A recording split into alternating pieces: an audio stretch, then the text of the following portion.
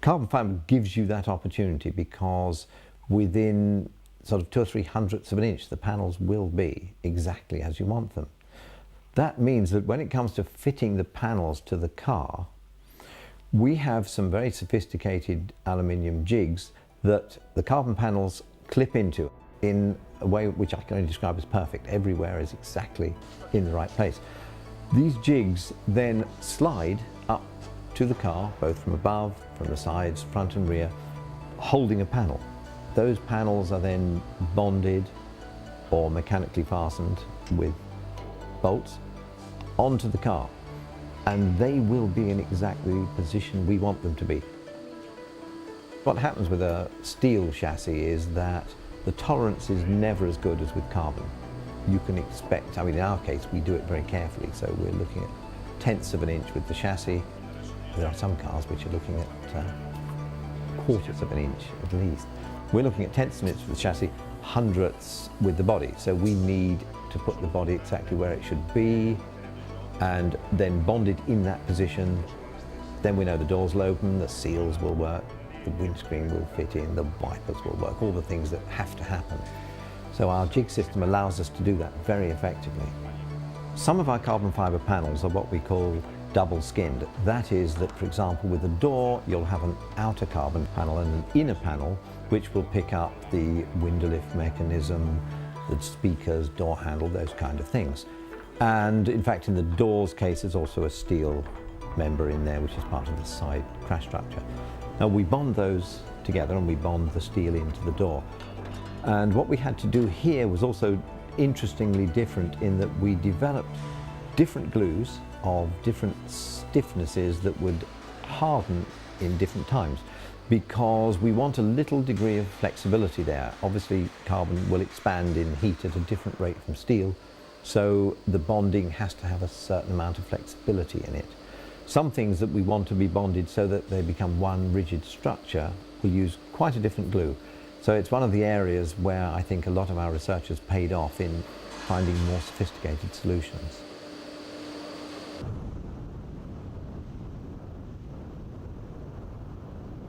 The chassis of the X-Power SV is a steel structure, but it's not a normal steel structure. It's made from a very light, high-strength steel.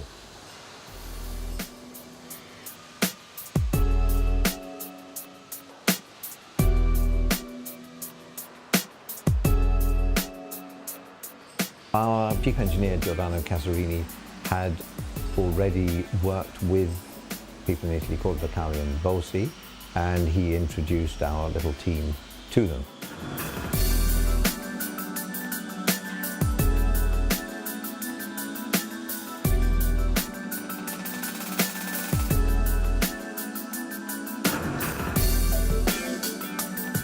When you go there, you discover they make chassis for Lamborghini, and then you discover they make chassis for Ferrari as well. They were happy to work with us developing this higher strength steel and to maintain and increase the rigidity of the structure whilst taking weight out of it.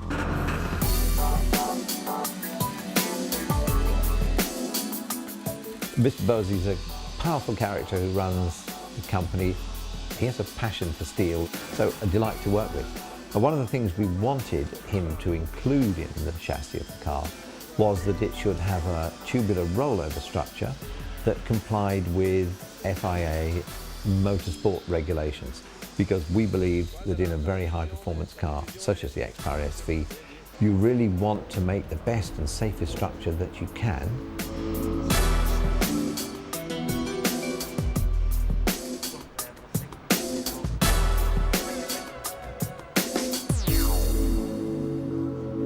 The other thing, of course, that is important with this kind of chassis is considering not only crash regulations. You can make a car which passes the rules but isn't necessarily tremendously safe. So what we wanted to do was make a structure which looked after the occupants in the unfortunate event of an accident.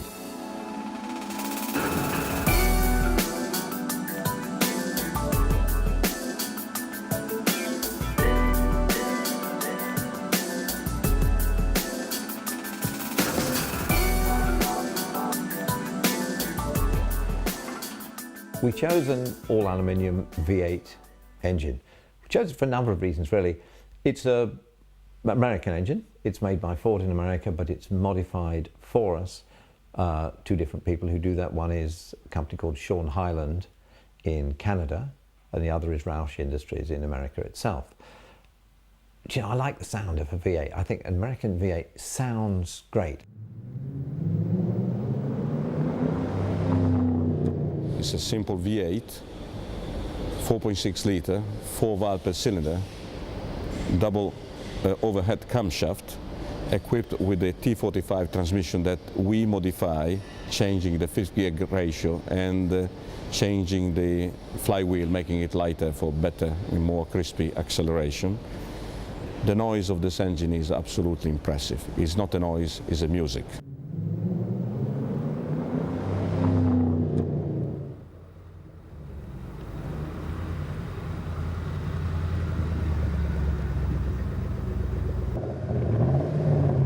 Very effective piece of kit, really. They get tremendously good torque. You know, and torque's what it's all about when it comes to sort of startling acceleration. Wonderful durability. You know, that just comes as part of the package, if you like. When you combine that with the Tremec gearbox that we have, you get an effective powertrain there. And what we did when it came to the final drive unit, the differential, we went to Australia because Australia never gave up on the V8 engine. There was a period when Americans went what I would call soft. They went to 4 cylinders and V6s and things. You know, Australians stuck with very strong V8 engines, and so their development process for making tremendously strong final drives, in this case with a very interesting torque limiting device, which instead of traction control that robs you of the horsepower that you needed to accelerate, simply distributes the power to whichever wheel is going to make the best of it, really. So we went to this Dana differential, and it's typical of the way we chose the pieces, really, because again, when we come to the braking, which is as much an essential part of a sports car as the engine is, we work with Brembo in Italy.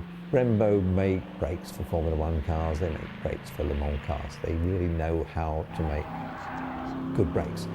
And so we get spectacular braking because of, again, that relationship with the company.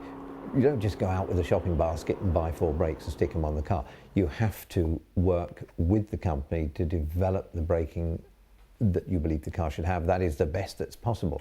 So Brembo's the partner there.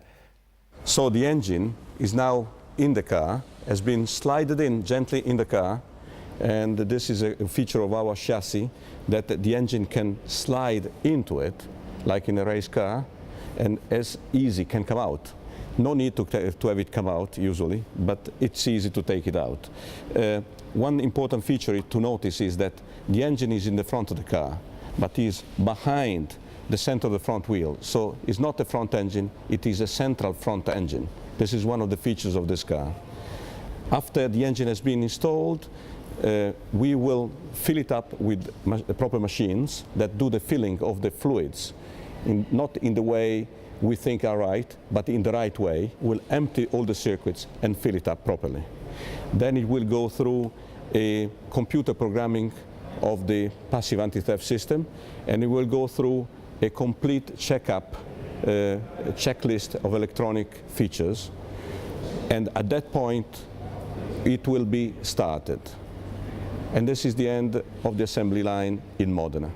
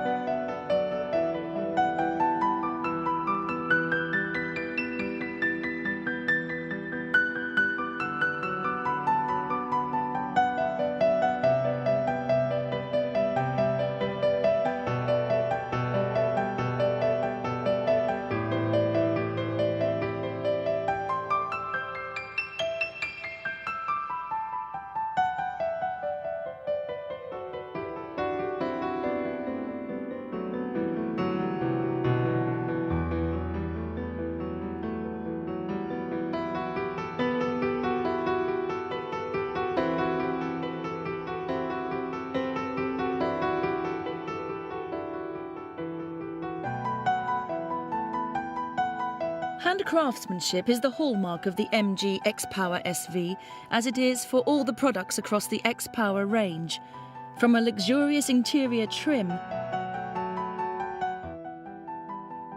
to racetrack instrumentation or an individual colour scheme. Such quality does not come quickly, and it takes weeks for total vehicle completion, thanks to the dedication and enthusiasm of the team of skilled craftsmen and women at MG Sport and Racing.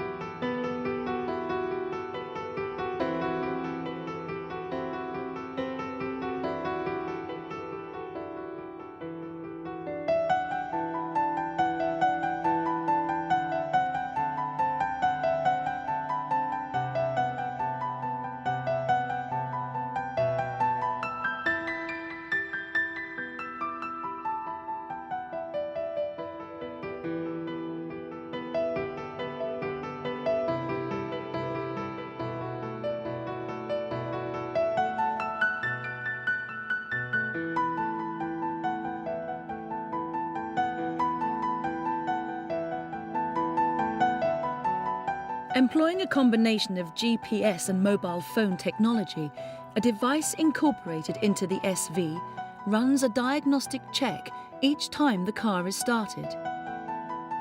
Any potential problems are readily identified. This data is transmitted to the X-Power call centre, and the SV owner is contacted immediately.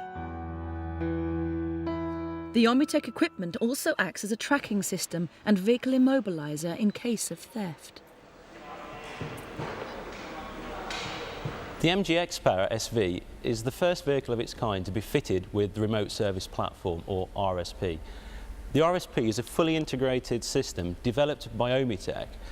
The system provides the ability to continuously monitor the condition of the vehicle and to be able to recognise if a fault occurs on the vehicle. It also means that should the mill lamp come on the dashboard, we have the ability then to dial into the car to actually look at what the fault is on the car and to be able to recommend to the driver the next course of action. The unit also provides a valuable lifeline to the emergency services and the roadside assistance provider. Through the operation of the simple rocker switch, the RSP can make a voice call to both the emergency services or the roadside assistance company.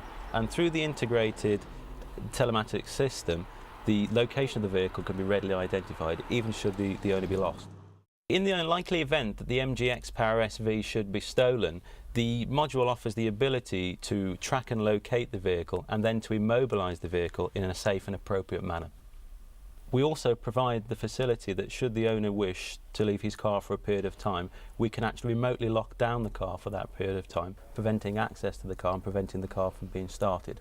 The way that we looked at all the components and looked at new methods of doing things in the car is the way that we organise the seat belts. We made a deliberate choice not to fit a standard airbag system because a number of reasons. On a very high performance sports car, the weight and inertia of an airbag steering wheel can totally corrupt the feeling of the steering. And if you go for a much lighter steering wheel, much simpler steering wheel, you get a much better feel with it. But also, although it's not a subject that one likes to go into in great depth because everybody will naturally believe that someone else is having an accident and not themselves. But it's realistic to consider that if a very fast car like this has an accident, it could be a very large accident. And the thing with an airbag is that once it's deployed and collapsed, it doesn't do you any good any longer because it's done its business. What we've done instead is work with a German company to develop a 4-belt harness. So there are 2 lap and 2 over the shoulders. And then that is controlled by an electronic system that if it sees any untoward, any strange movements in the vehicle, it locks solidly, not like an inertia reel where it starts to stretch before it happens. This locks up immediately. Or there's a switch inside the car that if you come to your favourite bit of downhill, uphill road or something, you can flick the switch and then it works like a racing harness where you're clamped in properly like you would be in a racing car. We think a much better solution. What emerges from this kind of list of partners really, when Giordano and I laughingly talked about it, is that it's all our friends from previous projects that we have found that we work best with, that almost like a wedding really, we've brought all our different guests with us, you know, and Giordano's group will sit on one side of the church and my group will sit on the other side.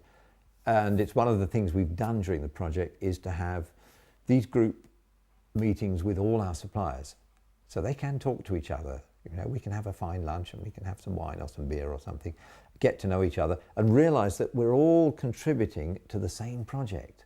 You know, and that's part of, I think, the essence of this, which is so exciting for me and probably one of the reasons why it's ended up so successful. The outcome of this that I suppose lightheartedly refer to as a wedding is that we end up with the MG X-Power SV. So we end up with the distillation of all that energy and enthusiasm from these various parties. That's, I think, what gives us a car which has such a lot of personality, because it's got everybody's spirit and passion in it.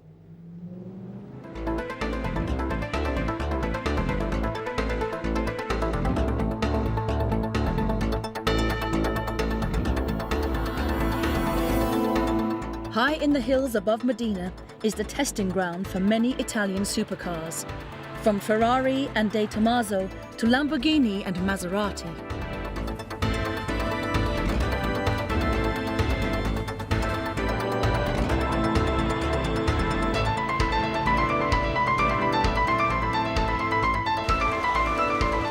They now have a serious rival.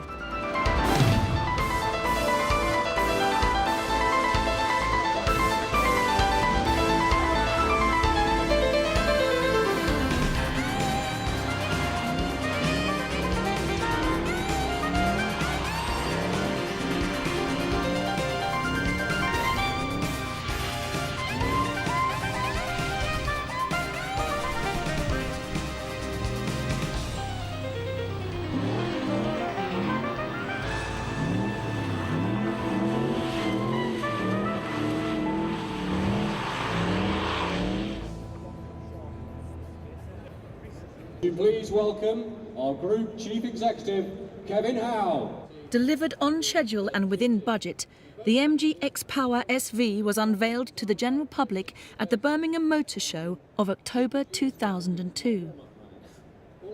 It caused an instant sensation and attracted a significant number of advance orders.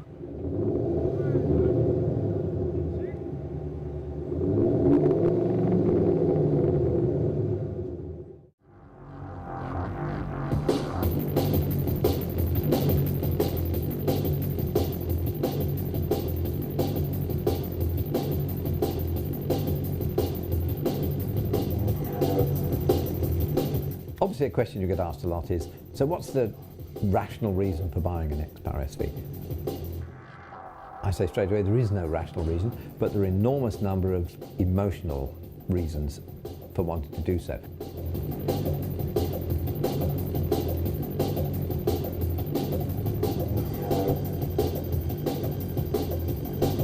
One of the jobs of the small team that we've had working on the car is they have to exude that energy, enthusiasm and emotion, and it has to be transmitted by the car.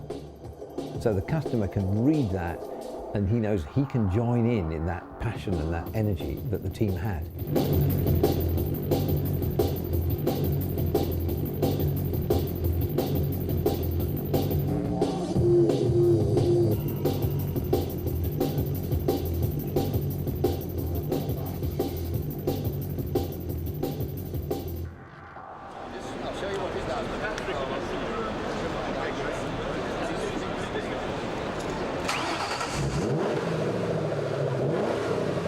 Having said that MG is a forward-looking brand as well